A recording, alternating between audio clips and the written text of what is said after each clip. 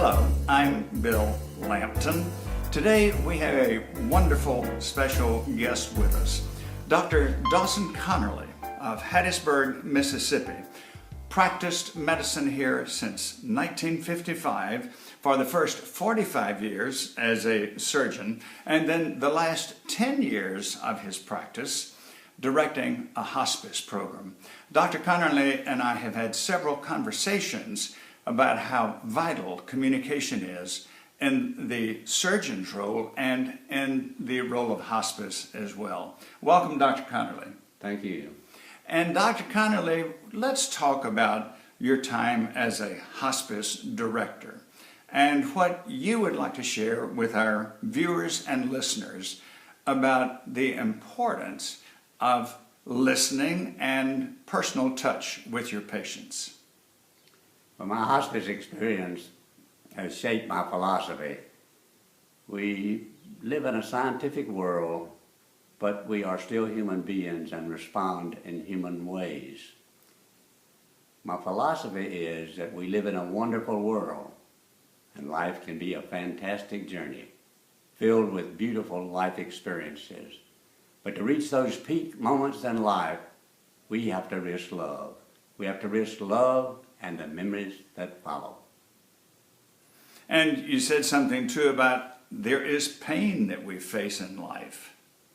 Oh, absolutely. We do face pain in life, and we have to adjust, make an adjustment to it. In what ways does a physician's listening ability help patients through that pain? Well, the hospice people are special people, and when they look into the sad eyes of the terminally ill, they can see the sadness of them leaving the ones they love. But they are listeners too, and what they hear coming back is what I call a silent voice that seems to be saying, I'm still in here, and I'm a person, and a person has a purpose and people to love and an agenda. Give me your shoulder to cry on. Give me your hand, I've lost my way.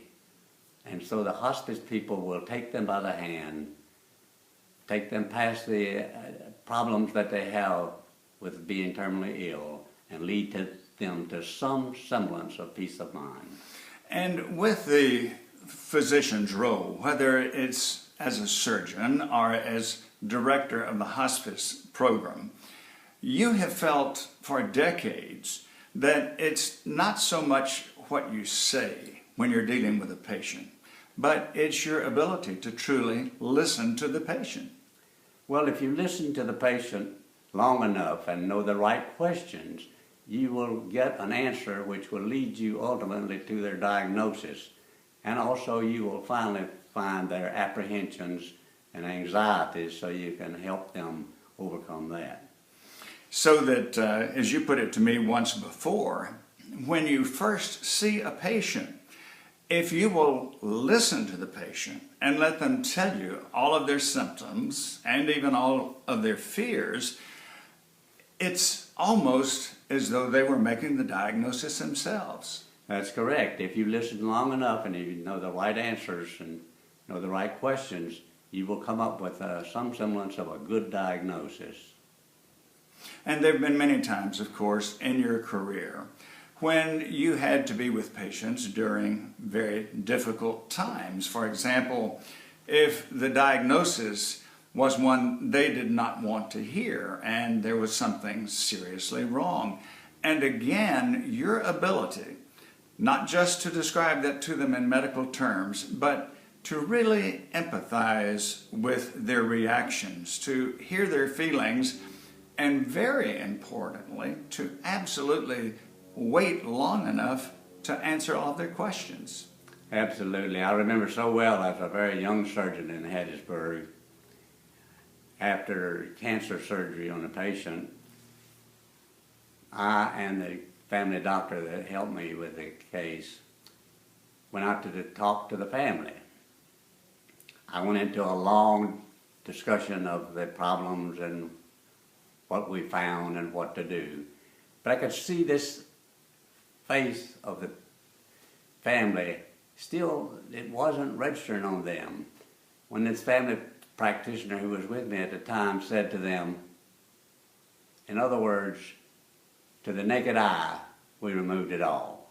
And I could see an expression come across their face that gave the exact answer that I wanted in the first place.